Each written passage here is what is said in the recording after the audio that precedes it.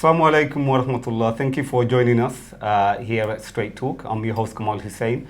Tonight we want to discuss the tragic Grenfell Tower situation.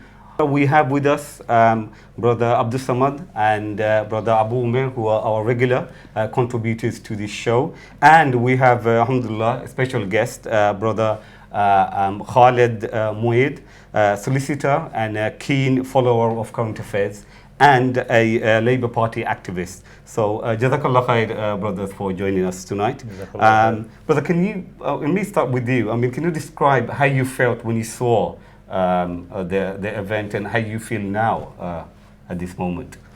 Obviously, I mean, the tragedy happened, as we know, during Ramadan, as most of us were, either prayed Taraweeh, went home, switched on the telly, and then we saw this unfolding. And initially we thought, there was just fire on one side of the building, somehow they should be able to bring it under control. But then to see that this fire had raged on, and that although some managed to get out, there were lots of people still stuck, and initially there was a lot of confusion about what was the advice from the fire services. They were saying that people should just stay where they are. They shouldn't try and come out. Well, they didn't let them come out, isn't it? They didn't let them come out, and I think, well, it's a strategy that's meant to work, because within each apartment, the fire should not be, engulfing. Contained. Yeah, it should be contained. So that was the theory. But we know that because of the cladding which was used, and the cladding, we've subsequently learned that they tried to save money, and it was an insignificant amount of money per square meter in terms of... Was the difference £2 or something? It was about two. So basically using the non-flammable cladding per square meter would have been £2 more expensive.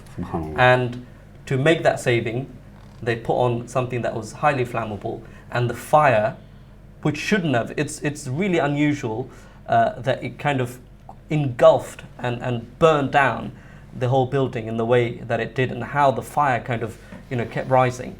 And so subsequently we've learned that this has kicked off an investigation into tower blocks up and down the country. And every single building that has this cladding has failed fire safety rules. And we've seen in Camden, the council, they took measures to evacuate a couple of buildings. Residents have been put up in hotels, temporary accommodation, so that to make the building safe. I think that was 8 buildings altogether, wasn't it? In Camden, I think it was okay, 8 buildings, but it was hundreds of families who were affected. So that's one issue, the issue of poor people who live in these states, and the council treating them in this manner, trying to save money, just £2 per square meter, because if this was an expensive tower block, some of the fancy ones that we see going up in our city, where the rich people live, the question is, would they have done that to those buildings? Undoubtedly, the answer is no. So we see the treatment of, and you mentioned in your introduction, that this is one of the richest boroughs in one of the richest countries in the world. It's the 5th or the 6th richest country in the world. And you have, and there's also the theory that the cladding was put on to shield, to make it look nice from the outside, so that all of the expensive property around it, they don't have to look at something that's poor and ugly. Big shopping centre there, isn't it? It's in the middle of the big shopping centre. Well, there you are. So it's quite an expensive, quite an exclusive area. So you've got that. That's why there's been so much anger. And you referred to the individual videos, the accounts that have come out in social media. If it had been left to just the mainstream media, we would not have heard, accounts of people who either used to live in that building or who know somebody that lives in there from the local community. And we've seen how articulate, how brilliant, how they've expressed their anger, and how, the residents in that building actually raised it many times with the tenants management organizations, TMO. They said they said it, and this is it was in their blog, that something catastrophic like this might have to happen for them to take notice. Wow. Brother Abu Umar? I mean, Assalamu alaikum. Thank you for having me on the show. I mean, just like everybody else, I was actually on my bed, lying down, and after the suhoor, I was actually waiting for the Fajr prayer. And it was at that moment, a brother of mine actually sent me a social media message. Mm-hmm. And this message was about a video. And in that video, I can actually hear the person who's taking the video was actually, crying, sort of like, not crying really, having sort of like dreading the fire. The fire was actually, the whole scene was actually shot from a, flyover. Yeah, and he was sort of like dreading the fire. And the fire was actually one side of the building at the time. And it was at 2 o'clock, and I was lying on my bed. And also at the same time, he was pitying about the residents, who's been stuck inside that building. And I felt the same in the beginning, like this, pitying for the residents and also kind of shocked and kind of sort of like dreading the actual fire. But the thing is, after the whole incident, next morning when I woke up, I actually didn't watch the TV. So next morning when I actually woke up and realized the LBC radio, and when I actually saw the actual fire, how it actually burnt down the whole building in a rage of inferno, and wiped out all the residents inside, just like many other people. It wasn't just pitying anymore, and it wasn't just like being dreading or shocked about this. I kind of felt anger and disgust about the whole thing, the way it was actually managed. Not only the local authority, but the wider government, the way they actually managed. And let's not forget, we are actually living in a country once actually was called the Empire, the British Empire, who actually ruled right across the globe, where they said that sun would not actually set, but they were actually ruling those parts of the world. It is that country, the way it actually mishandled the whole scenario of this tragedy, is to be it leaves one with nothing else but disgust. And this is what is this how you feel now, or are you saying the next day that's how you felt? The next day after watching the video and waking up in the morning and realizing the death toll. And not only that, people were actually, police were, and the government and the spokespeople from the BBC, they were hiding the number of death toll. They were initially saying like 5 people, 6 people, and people are enraged. People are saying, look at the scene of that building. That whole building is actually burned, and you're telling me 6 people have died. One woman was coming to the, was interviewed by the BBC, and she's saying that, look, my anger is different from those people about saviors and these things. My anger is that, like this brother has said, that, the police force was actually stopping people from saving lives. People were saying that, look, we could have actually got blankets and everything, mattresses around, or there could have been some ways of actually saving the people, but we were actually stopped. So this was the anger of people. Not only that, the thing is, you may say that, oh, maybe there are some technicalities and this and that. This is why they couldn't actually save lives. But if we look at other nations like Bangladesh, if we look at like Dubai, similar fires were actually reported, and many more lives were actually saved. Here, it was the wrong information, as if like it was meant to happen. It was meant to happen, and this is why a lot of people are really angered about the whole situation and the way the government has actually handled the situation. So, let me go back to this. What's your thoughts? I think one thing the brother touched on is the way that they tried to sort of like make the building appear very nice from the outside, where they completely neglected, and we're talking about very simple measures that could have been taken. I mean, there were no fire alarm system, and this is unheard of. This is ridiculous. There was no sort of like a sprinkler system for a tower like this. And not only that, these were things that were actually requested and asked for by the residents. When this £10 million project was underway, in the consultations, residents were actually requesting for these things.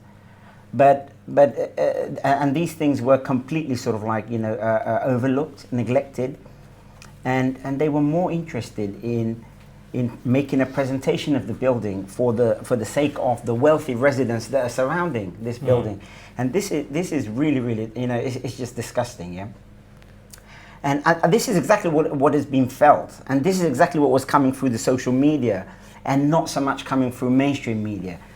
And most of the news I've got is from social media. Exactly, and this is why many of the residents are more upset and angry at this whole thing, because it seems like there's an agenda.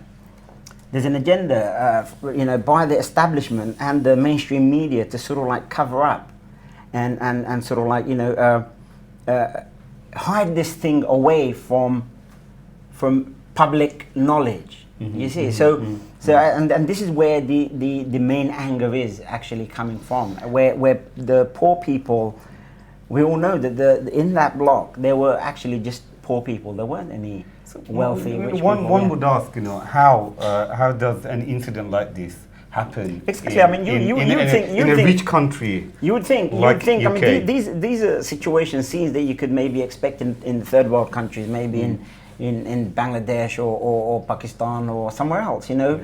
But to see this in United Kingdom, and one of the richest part exactly, of United Kingdom. yeah, exactly, and one of the richest parts of the country. Yeah. In the developing world, I would actually not use Don't the worry, word. brothers, come in here. We want to have a nice discussion. I wouldn't use the word third world, because then it kind of suggests that there is a first world, second world. That's I would right, say yeah. developing world That's and the a fair developed point. world. So in the developing world, yes. Now, even then, like I think you mentioned earlier, even a fire like this in other parts of the world, we've just not seen anything like it. I mean, they say it's unprecedented, but okay, it's unprecedented. But what's also shocking is that this is completely could have been avoided. So all of those deaths could have been avoided, and it's because of the decisions that were being made by the council, their neglect, and they tried so many times. We had a resignation from the council, isn't it? There was, but the thing is, what does it mean? I mean, does it mean they get away with it, or is there accountability? The response from the council, the Kensington and Chelsea, the borough council, there was no response whatsoever. You all remember, like the next day, it was all of the Muslim charities and other local charities that had gone in there, and there was massive, you know, donations people were bringing in, so much so that they had to turn it away and they didn't know what to do. It was chaotic, but because people just literally just took whatever they had. The council actually took no initiative of even organising those things that were coming from the public in order to aid and support these poor people who have lost everything, you know, their money, their clothes, their property. They literally just came, you know, those that did survive, they literally just came out in what they were wearing. Some were wearing their nightgowns, some were wearing, you know. Well, you can't really pack a bag when but you would expect at least the council to take the initiative of organising and distributing and guiding people in such a situation. But the council they would argue that they've actually put them in hotels. No, they didn't. They didn't. No? They were put up in. You saw on TV. They were in big sports halls. centres. Sports centres on the floor. And we know, again, from social media, mainstream media accounts, they were sleeping in parks, in their cars. It's only after, and it's interesting, you know, in the introduction you mentioned, Labour Party activist Jeremy Corbyn, who said that nearby properties, empty properties, should be requisitioned, that they should be taken over to house these individuals, these families who'd lost absolutely everything. And we know one of the reasons why we have such a pathetic property crisis in London is because you have all these overseas investors. They purchase all these expensive properties and they leave them lying empty. And how's that even fair? You know, and you have people who live in this city, who are from this city, who work here, and they can't even afford to buy properties. And to actually, you know, add on to this, you know, your question was actually how does it happen in a nation like this, one of the richest nation in the world? And many of the critics would actually say, for example, it happened because fundamentally they would argue that this nations actually the foundation of this nation is premised on, you know, class supremacy, racial, on a racial ground, and so forth. So, for example, and this is not being pretentious about this. They would say you'd only have to actually look at Black Lives Matter, the observances of Black Lives Matter. For example, you would only have to actually look at the tabloid newspaper, how the media and through the politicians, how they actually sort of like get one community to actually fight over the another community. So, for example, like Muslim community with the whites. So, for example, some would say the media, Brits will say, for example, benefit scroungers or immigrants or Muslim extremists or Polish, they're taking our NHS jobs and things like that. So it seems like it's a nation premised, or the foundation of this nation is based on class supremacy, on racial grounds, and this is why you have all these things. Well, this is capitalism, isn't it? Yeah, capitalism, and this is why there's a lot of capital takes priority over humanity. Yeah, you see, so over humanity, and that this is what they would actually blame. So, for example, greed. I say greed because, for example, like the brother was saying, that because of £2 they did not put the inflammable cladding, non-flammable cladding, because the thing is there are different types of claddings, and this is just to actually make sure that the building actually looked glossy, so that the rental income of other properties could be maintained or go up.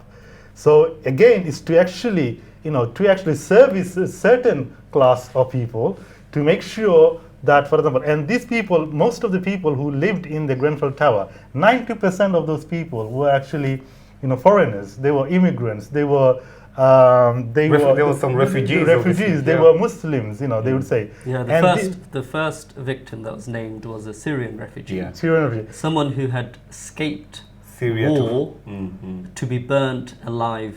And the thing is, think about that. A lot of people are saying that if this was people living in penthouses and their posh cars were actually underneath, and rich people were residing in that building, this incident would not have taken place the way it has been taken place, or the actual sort of like the saving of the people's life would not have been dealt the way it has been dealt.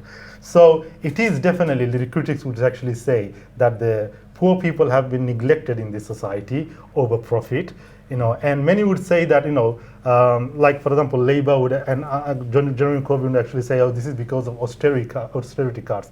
But austerity cuts, is it not the case? But the thing is, austerity cut has actually only come in because of foreign wars. There's needless amount of foreign wars that we're actually engaged in. There's needless amount. A lot of actually opposition parties actually say, why actually throw billions of dollars to foreign aid? We don't need to actually throw billions of dollars to foreign aid. Let me get Brother Khalid in. Would you agree with it? No, I'm going to disagree with that point. Okay. I'm going to disagree with that point. It's been proven now that austerity is not a necessity, it's a choice. So the Tory is ideological. It's nothing to do with savings. It's absolutely nothing to do with savings. So when in 2010... This is exactly my point. Yeah. This is nothing to do with savings. Let him finish so we can come foreign aid and all foreign... Because the government is actually spending unnecessary amount of money in foreign aid, unnecessarily going into... foreign aid? In foreign aid, yes. So for example, the government is actually giving out billions of dollars in foreign aid. So, but at the expense of let me get Brother Khalid. What's your thought on this? What's your opposition to foreign aid? Foreign aid meaning that no, it's not my opposition to foreign aid. Even are you saying that there's a link between foreign aid and, or are you saying the foreign wars? No, what I'm saying is that the government is saying, let's say we had to cut back on a lot of the services and goods, yeah, i.e. the austerity cuts, yeah. But what I'm saying, why is the nation in a position of austerity cuts? The nation isn't in a position of austerity cuts is because, not necessarily because it has, diminished all the money in its pocket. It's because it is actually providing money to foreign nations at the expense of serving its own citizens. There is no link. Okay, let me get Brother Khalid in. Someone you can come in as well. I disagree with that. I disagree with that point. It's good we won't disagree. No, I disagree with that. There is no link between what the government is spending in foreign aid, in overseas budgets, as well as wars. As well as millions and millions of there's no link between there's no link between that. Can we have one and the need to have cuts at home. Okay. There's no link. Fine. And the reason for that is because it's been proven, if the Tories, Theresa May can find £1 billion to save her one job, but she cannot find any money to pay Very good point. millions of nurses, firefighters, public sector workers. The money is not there. There is no magic money tree.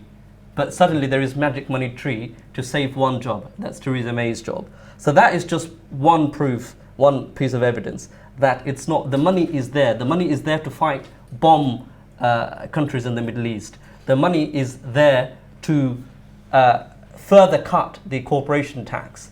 Do you know the Tories are proposing to bring it down to 17%?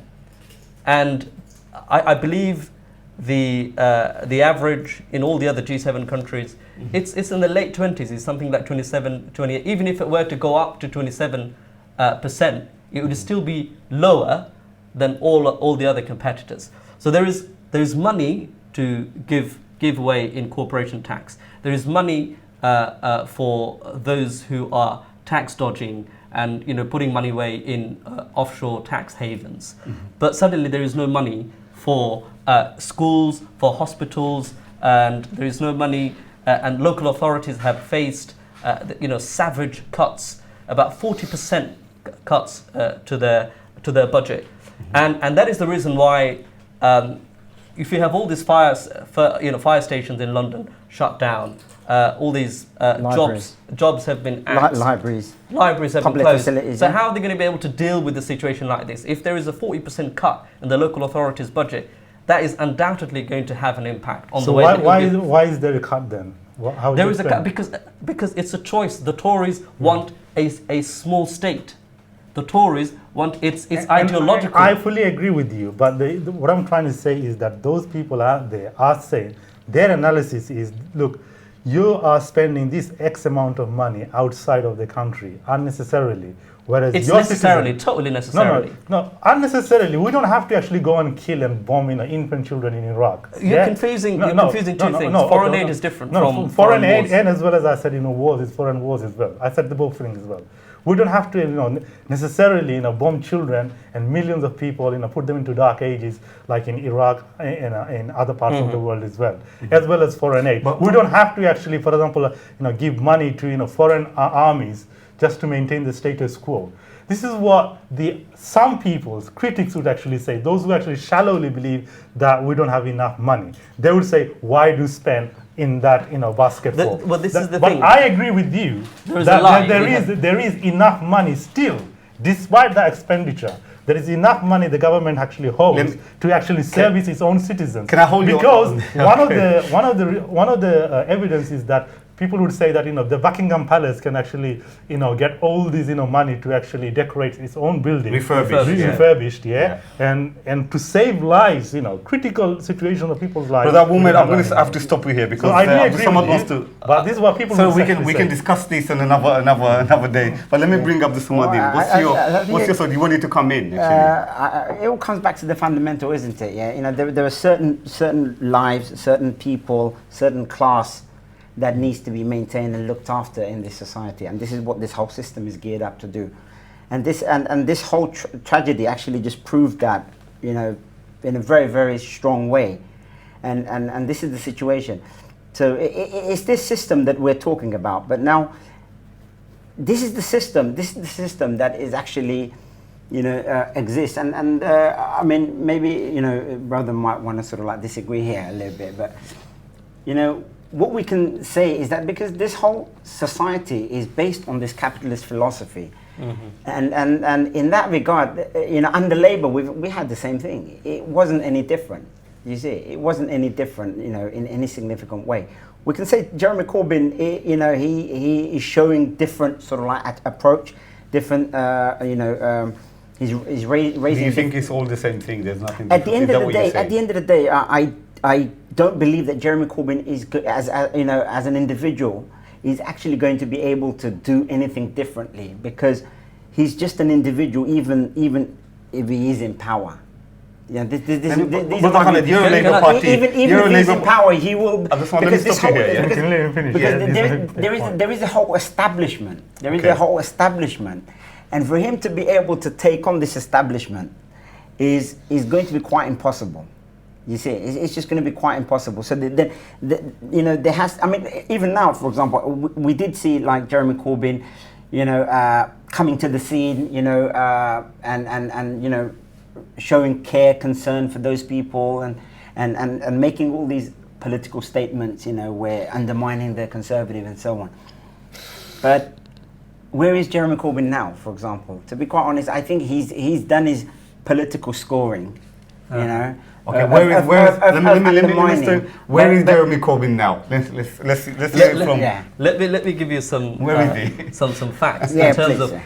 You said you are rather skeptical about what Corbyn would be able to achieve if he were to be in power. Yes. Let me tell you what he has already achieved without being in power.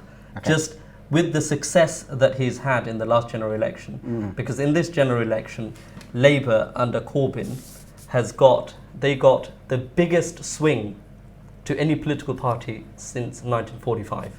That's how extraordinary the success was. Because of that, and because of the Tory majority being eroded away, and you know, it's a minority government, and they have to cling on to power with the DUP. What's happened because of Jeremy Corbyn's unashamedly stance, anti-austerity stance? We're seeing that what Theresa May had put in her manifesto, taking away kids' lunches, this is one of the things that they wanted to do. That's been reversed. Corbyn is not even in power. That's been reversed. Old people's, you know, pensioners' winter fuel allowance, they were going to means test that. That's been reversed. Corbyn's not even in power. Fox hunting, there was going to be, Theresa May was talking about bringing that back, and that is just killing these little animals for fun. And that's what they were threatening to do. That's been reversed. Corbyn he's not even in power yet. So what I'm saying is that there's already a lot that Corbyn has achieved with his politics, and the way that he has energized, and the way he has caught the imagination of young people, and they've come out in large numbers to back him.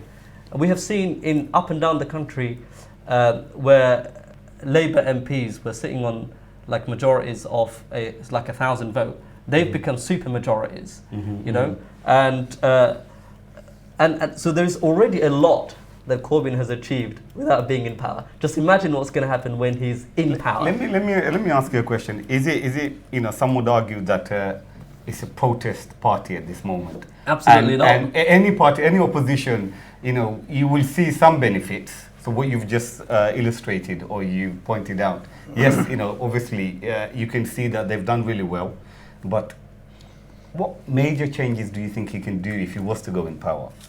Can he really have an impact? Because we say the status quo or the real it's a capitalist state. You know, we know that he believes in socialist ideas, but can he really change that model? Can he? Do you think? Yeah, I mean, there's already support. We have seen it in the polls. There is support for people saying, yeah, we don't mind increasing taxes if we have to pay for all of these, if we have to pay for the NHS.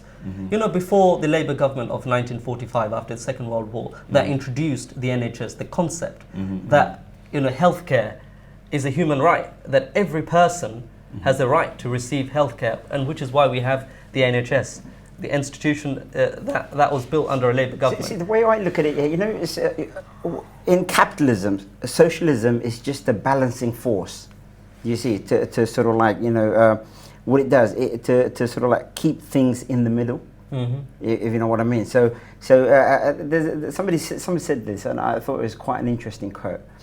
You know, capitalism without socialism is fascism, and socialism without capitalism is communism. Do you know what I mean? Yeah, and that's what happens. So these are just these balancing things, and at this moment in time, the way things are, Corbyn and his policies, you know, they appear, you know, wonderful. They appear, you know, and rightly so, you know, because people, when they feel the weight of, you know, pure capitalism, it just goes against their human nature, and therefore socialism is very appealing you know. But there'll come a time, you know, when things will start to shift again the other way. And therefore, ultimately, there's no sort of like real change for people. What would you like to see happen? So, I mean, can I just come well, back? myself, You know, I'm an advocate of a completely different philosophy. What's that? Which is Islam, obviously, yeah? Now, and that's something maybe... I'm going to come to that. I'm going to come to that. We'll discuss I Islam. genuinely Can I come believe... into this? Can I add sorry. Yeah. I genuinely believe there is an alternative system. There is an alternative system that is... No, for Britain today, okay, I mean, Islam is obviously, that's an idealistic vision, Yeah. but that's not realistic for Britain today in Fair enough. 2017. That's a fair point, yeah. We're talking about, obviously, in the context of Britain. I mean, if you don't agree with Jeremy Corbyn's socialist ideas... But did you agree with that analogy or that idea that I presented where, you know... Maybe that's the balance we need. If socialism offers the balance. Okay, let me just get Brother Abu Umar in, yeah, because I think he's been waiting to come in. I mean, when I look at Jeremy Corbyn, you know, to be honest, I really like this guy because this guy is actually regarded by many people as a principled person. Yeah, this guy has actually always stood against war. He's actually shared platform with many people across our community, across the society, British society, you know, stood and always, you know, spoke against oppression. I really like this guy.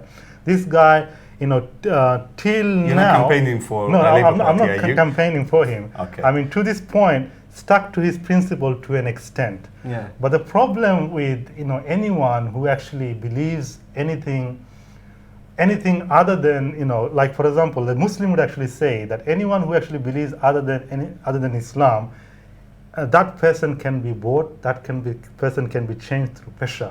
So for example, like, you know, lobbyists would actually come to Jeremy Corbyn and would pressure him on many, you know, critical decisions of the state. For example, whether it's to do with war, whether it's to do with taxes, whether it's to, you know, suck all the, you know, monies from the people, he'll be pressured. And on such pressures, you know, he will buckle because there is no written principles. Yeah, there is no be-all and end-all principles, you know, guidelines within, you know, either in socialism or in, for example, like, you know, capitalism, as the brother was saying.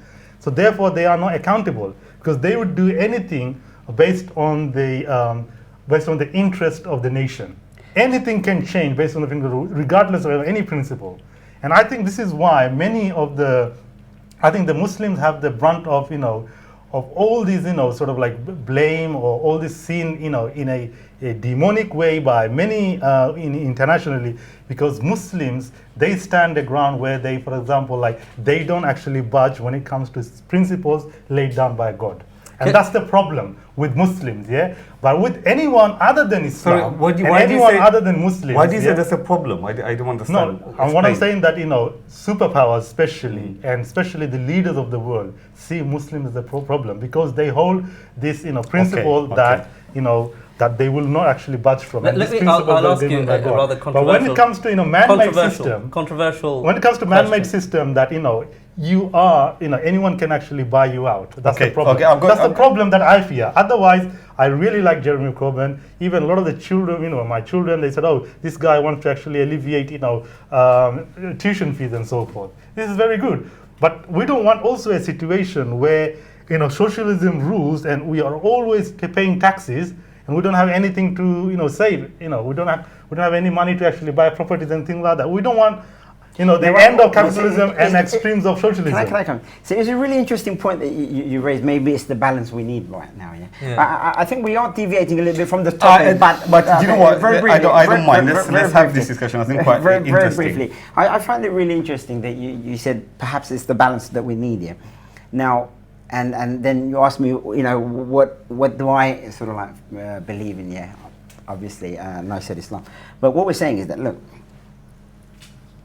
like Jeremy Corbyn, he has his views, his beliefs, his ideals, right? And what we're saying is that, you know, socialism, right, unhindered, then becomes communism, which is something that we also see from Islamic perspective. As we see capitalism a problem, we also see, like we, you know, with the Russian communist state, we saw how it dealt with, and even now is dealing with Muslim nations and Islam in the region. We see that to be a problem. Yes, we see that to be a problem. So what we're saying is that, you know, at the moment we can jump on the bandwagon of Jeremy Corbyn because we feel that's the right balance. What happens if this country was to become a proper communist state under Jeremy Corbyn? You know, just hypothetically speaking, you know, imagine, you know, Jeremy Corbyn, he's in power now, and this whole system situation then evolves into a proper communist type of state. What are we going to do? Are we going to then jump onto, you know, Theresa May's conservative? Let me get Brother Khalid. What is our position? What is our fixed position? Deviating from our discussion. That's never going to happen. So I'm not going to answer that question. Why? I mean, that's. Well, it's happened in Russia. It's not going to happen in Britain. It's not going to happen. It's not going to happen. It's not going to go into a communist state. So I'm not going to waste my time talking about that. Unfortunately. Okay. Let me. Look. Let's move on here. I think, in terms of the blame game, yeah. Who should we blame? Is it the society? Is it the government? Is it the council? You know, who should take the responsibility? I will talk about that, but there's just a couple of points. Going back. Or is it the cladding? You know. No, I need to just go back to very quickly on the foreign aid, the overseas budget. Currently, the UK government spends 0.7% on overseas budget, and where does that money go into? It goes into investing in education projects around the developing world. It goes into things like when you had Ebola outbreak. It also goes into many other infrastructure developments around the world, and it can only be a good thing. So if we invest in parts of the world, if we empower those communities, they're empowered, they're much more educated, and as a world, we become much more enriched and we benefit from that. So the Conservatives, even under Theresa May, is committed to retaining that 0.7% overseas budget, and I think Labour has the same policy, and I think that is absolutely the right thing. If anything, we should lobby to increase that. So I don't see that being a problem. And secondly, the brother mentioned how what he believes is somebody who has an Islamic leader is someone that will never be bought. I'll ask him if he can point to one leader of a Muslim country today who has not. Come on, you can ask him directly. What I'm saying, is there Islamic government? Let's just tell me now. Yeah. If there is one leader of a Muslim country. Well, the Muslims would actually say that if you ask any Muslims out there, if you ask them, is there an Islamic leader, they will say there is none. So that doesn't exist? No, that doesn't. And there is a reason why that doesn't exist. They would actually say to you that... So you're dreaming of a utopia that doesn't exist? Can I finish here? They would say that, look, majority of the leaders in the Muslim country, if you look at Saudi Arabia, it is well known, documented, that Saudi government or Saudi royal family is an implant of Britain, Lawrence of Arabia.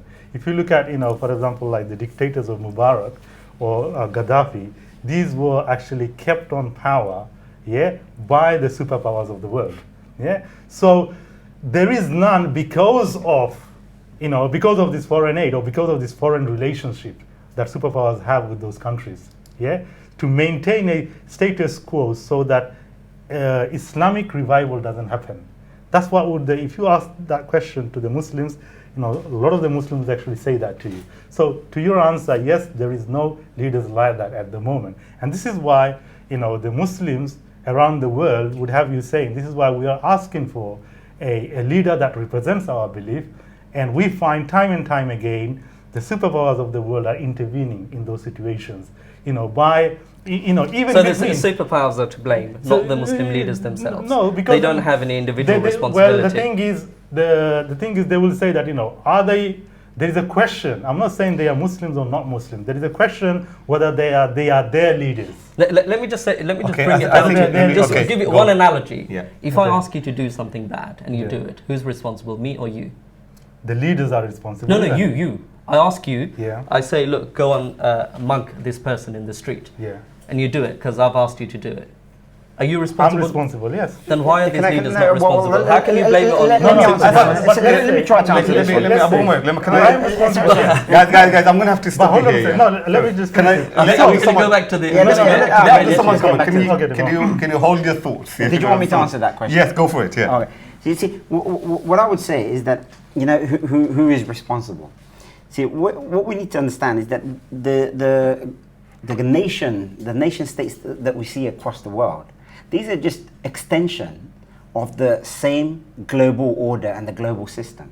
Yes? So this is why I say, you know, the politics of Islam actually raises us above the, you know, a very sort of a narrowly focused type of politics of, you know, Profit. what is good for my country or what is good for Britain, in complete sort of isolation of the global reality. So what we're saying is that, you know, Jeremy Corbyn, despite the fact that we may sort of like see some of his principles and some of his policies internally as a leader of a nation, it might be good, it might be nice, you know, some a refreshing change, a balance, you know, that we all desire. I think we're talking too much on Jeremy Corbyn. Can we move away? But the question is, what sort of policy is he going to have towards the Muslim world? Is it going to be any different from what Theresa May has? Is he not going to seek the very same goals and objectives of dominating the Muslim world, influencing the politics there for the benefit of Britain? Do you see where I'm coming from? The short answer is no. The short answer is no. Is no, isn't it? He's not going to do so that. the question is, the question is now, if I follow Islamic principles, then I have interest beyond just my current reality that I live in. I cannot be satisfied. If I'm truly principled, I cannot be satisfied because my government is going to give me better facilities, better education for my children, better housing for myself. Forget about the Syrians. Forget about. Do you see where I'm coming from? So this is why I'm saying my politics actually raises me above just sort of like, you know, a benefit and interest based politics. Do you see? So though I do see very noble sort of like qualities and ideas that Jeremy Corbyn is pushing at the moment, yes, I'm inclined towards a lot of these things, but you know, the bigger picture tells me that there's still a problem there. Do you see? Because my interest lies not just within the shores of Britain, but I'm actually genuinely concerned about what's happening in the Muslim world. You know, why are we supporting tyranny? Why are we supporting dictators who are more keen to serve the interests of I think you've made the point. Britain? Brother Khalid, how would you react? You know, do you share the same interests as Abdul Samad? Do you feel that you know, you're British and you know this is where you live? You need to make sure that you know, this is your interest. Forget about the Muslim world. Let's just say this is what you're saying, isn't it? Yes. Because at the expense of the Muslim world, we're quite happy. You see, because we're not happy. Sorry, can I just make this point? We're not happy. We're not happy in this situation where we're saying that, look, this system, this current system, is favouring certain sections of this society over the others. The poor are neglected, and we're not happy with that. Is it because we're poor, or is it because we have a principle that tells us no, society, you know, everyone in the society should be treated equally? Do you see? So if we say this is our principle, then how can we, in a situation, in an international situation, abandon these very same principles and say no, let them remain poor, let them be enslaved by our nation so that it serves us? But Brother Moyed would say that, you know, this is not the case with Britain, because this is why Britain actually spends money abroad for the Ebola, and all the other things. Let Brother Khalid come in. This is why United Nations is actually, you know, in place to actually give, you know. Can I get Brother? Listen, can I get Brother Luke? I'm the host here. Okay, yeah? right. Now I'm going to have to get my whip out. All right, yeah? okay. If I need to. No, it's very interesting. Very interesting. You know, I think you deserve the. No, if I challenge any of the views, it's so that we get to benefit from each other. Definitely. It's not obviously to undermine anybody. Yeah, no, that's good. But it's good. I know it's heated debate. It's good to have that. Yeah, it's only so that we can learn from each other's perspectives, the ideas that you have. I mean, definitely, we're richer for having the opportunity to share them with each other. But I think I don't quite see the problem as you have expressed it. I see myself as a global citizen. I see it's increasingly much more of a globalized world. What happens in another corner of the world is instantly reported in social media. I see it on maybe via WhatsApp message. If there is a calamity that's happening on the other side of the world, immediately there is a response from the Muslim community here. You switch on any one of the Bengali channels, they're going to be raising funds for the earthquake that happened in Philippines, for the tsunami that happened in Southeast Asia. These are just some very basic examples, and that's very much how I see myself as a citizen of the world. And the world has become a much smaller place, so we are globally connected because via the internet. But Khalid, I'm happy with this. Let me just move on, because I think we are discussing too much on socialism, Jeremy Corbyn, capitalism. I want to discuss about Islam. Yeah, and I think Abdul Samad touched on the Islamic values. We know, because we're Muslims, and we always look at all our solutions from Islam. In this kind of realities, Grenfell Tower, that kind of reality, how does Islam, what is the responsibility from Islam as a citizen, like as a Muslim, what is our responsibility? I thought the response from the Muslim community was fantastic. It was amazing. It was the most, the way they went out there. I mean, there was a video that I'm sure you must have seen it as well. In the immediate aftermath, in the morning after the Grenfell Tower, there was a lady who was filmed saying it was the Muslim boys who came. They were the first. Thank God for Ramadan. Thank God for Ramadan. It was them who came, who knocked on the doors, got people out.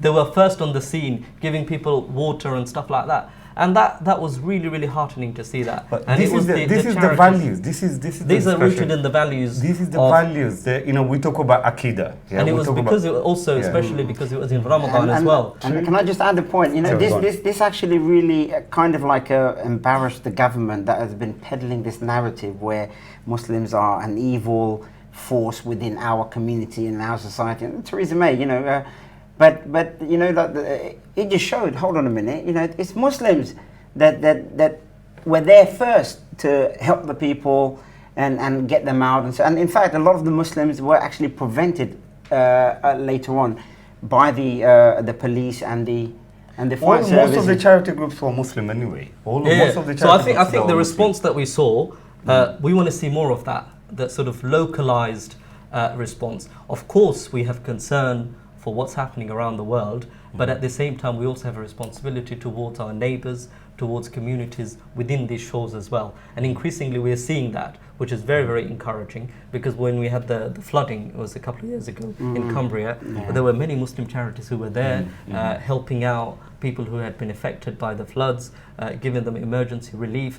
And I would like to see more and more, and we have some very fantastic charities within the Muslim community. This is actually talking on the positive notes, which I do agree with both of you, that Muslims have done lots in that situation. But talking about the same video that you actually watched, that actually said that it was the Muslims who came from their prayers and tried to save all these peoples, and I agree with you, the amount of aid that Muslims have flooded that area with blankets, water, medicine, and what have you. It was reported by social media.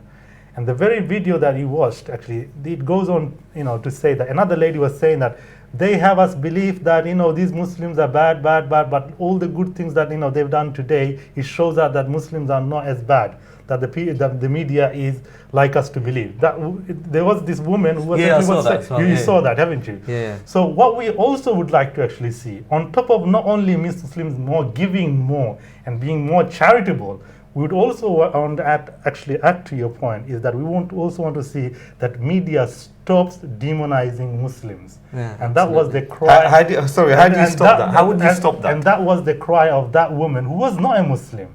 That we want to see a stop of that, because they want to have us believe. And I think this is my point earlier, that a lot of people would actually believe this sort of incidents. Why it happened, he said, how can it happen in a society like this? Is because of class system, because of racial prejudice and things like that. That needs to be eliminated. Brother Umar, let me ask you, because you've made the point that we need to show them, But how do you do this? How do you do? Because we don't have a platform in the media. I mean, this is what we have. We have a discussion. Yeah, the thing we is, have straight talk. My philosophy would be very deep, and it would actually it would be deep philosophy. The thing is, for you to actually eradicate injustice and oppression and demonizing of one group against the other, just on the benefit of trying to maintain your government position or your status quo, or about ruling the world or whatsoever, just pit one people against the other, whether it's Shia against Sunni or Muslims against non-Muslims, or white against black, or the Polish against the whatever. This can only happen if people have ingrained principles. Unfortunately, the Muslim would actually say there is no comprehensive ingrained principle in any other ways of life apart from Islam. Islam, they would argue, that it's a comprehensive belief system that actually caters for the societal, completely for the society and state and your family and community, where there are opinions and principles left, right, and center for people to follow. It is actually based on that there is a creator, and it's rationally proven that there is a creator. But that moment, I think you're just going on. Let me stop you, please. Okay. Can I stop you? Yeah. Okay. Because you're gonna go on, and then you will prove to me. Okay. Let's just stick to the topic. Yeah. Sorry about that. But my point was that when a nation doesn't have a fixed principle, then it can actually play with principles, left, right, and center, and it doesn't have a moral compass. That's my point. Okay. Thank you. Yeah. Abdul Samad, you just said how the Muslim came out and showed the kindness. Yeah. But does Islam have policies? If you look at the policies, if we talked about capitalism, you talked about socialism, you talked about Corbynism, yeah. But are there policies or other structures where things like that can never happen, or there's accountability? Because we don't see accountability at this moment. We're not sure who to account. Is it the council? Is it the cladding? Is it the government? Is it where do we pinpoint? Well, because when it comes to Islam, nothing is presented. Let's be realistic. Let's be realistic. Accidents, situations can happen under any system, any belief, any society. It can happen. Accidents do happen. But generally speaking, Islam has accountability. The government. This country has also accountability as well. Yeah.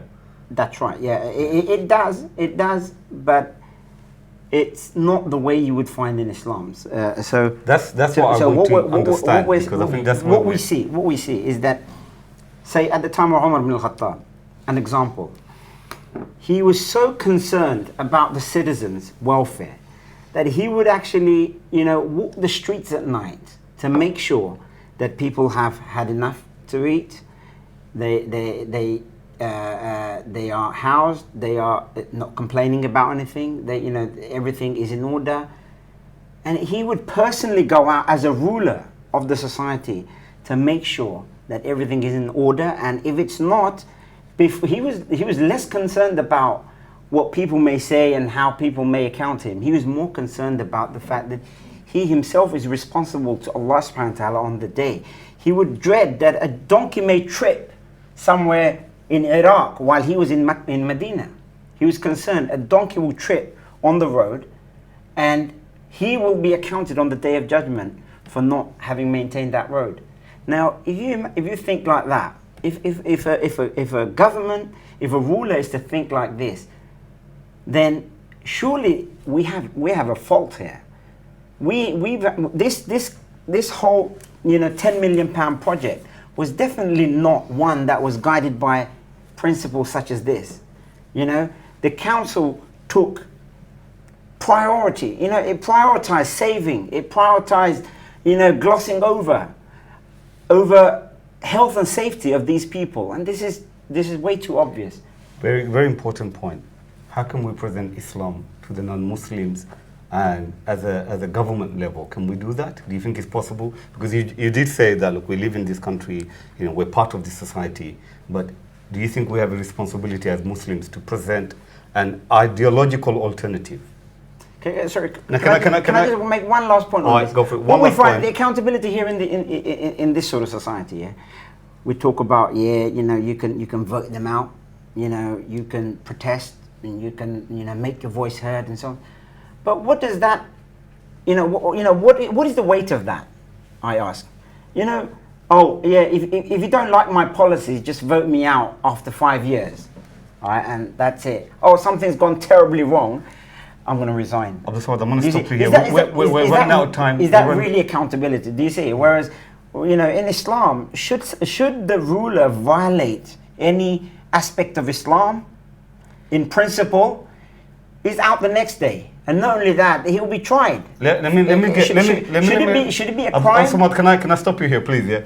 Let me get Brother Khalid to final say, inshallah. Yeah. So just finish off because we're running out of time. I can't disagree with any of the things that you've said about ideally what a Muslim government should look like, what an Islamic government, and the example that you've given from Umar ibn al-Khattab from the time of the Khulafa Rashidin.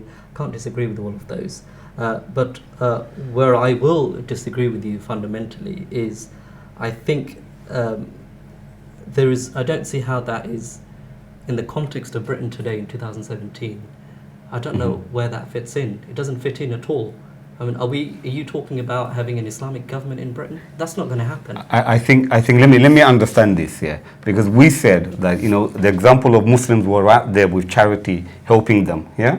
That's what we should be doing. Can we not maybe present our ideas in terms of, like the example that he gave of leadership, accountability? Do we not have that in Islam? We do, but it's and why are we shying away to present those ideas? We're not shying away from that. We need to do it within the system in which we operate. Yeah. But can you do that? Can you do that within that system? Within the democratic system, I would invite all of you, if you're not involved, to be involved politically. Brother Khalid, my point is, can you really present Islam as the moment you say Sharia, yeah, the moment you say Islamic State, the moment you say this, you're quickly labeled as sympathizer. But is it appropriate for you to be going Britain, which doesn't have majority Muslim population? That's fine. I don't think we can rule. I don't think we want to implement Sharia. But what I'm saying is that a lot of the problems, even like poverty, poverty, for example, can we not present? Does Islam not have a say in poverty? Does it not have a apparatus, a structure for alleviate poverty? Does it not have that? Can we not do it? The only thing we can see at this moment is charity groups. No, Islam has do you see my point? But there are solutions. For example, if you look at the economic situation, yeah, we had the issue with the banking system. Where is the Muslim leaders? Where are the Muslim scholars saying, listen, we have an alternative banking system. Why don't you try this? How come that voice is not raised? Well, Islamic finance is on the up. It is getting increasingly bigger and bigger market share, and it's much more. The UK government, I think, issued Islamic finance is a compromise. Do you agree with me? It's just a compromise between. New debate. I won't go into I think we'll have to do another show on this. I don't have sufficient experience. Okay, guys. Jazakallah khair. I think it was a very interesting discussion. Sorry, Brother Abu Umair, I had to cut in. My apologies. It's just I wanted to get everyone to come in. I know you've got a lot to say. We've got future shows that inshallah we'll invite and we'll pick a topic, hot topic, inshallah. So Jazakallah khair for joining us tonight. If we missed anything, you can actually go onto our website, which is straight-talk.co.uk, and you can continue this discussion, inshallah. Our videos will be posted on YouTube, and you can see that on our website as well. I'd like to thank the brothers for coming down. Sorry, I did cut you in a lot of the times, but it's just just to make sure that we had a good discussion. But anyway, Jazakallah khair. Next time, Assalamu alaikum wa rahmatullahi wa barakatuh.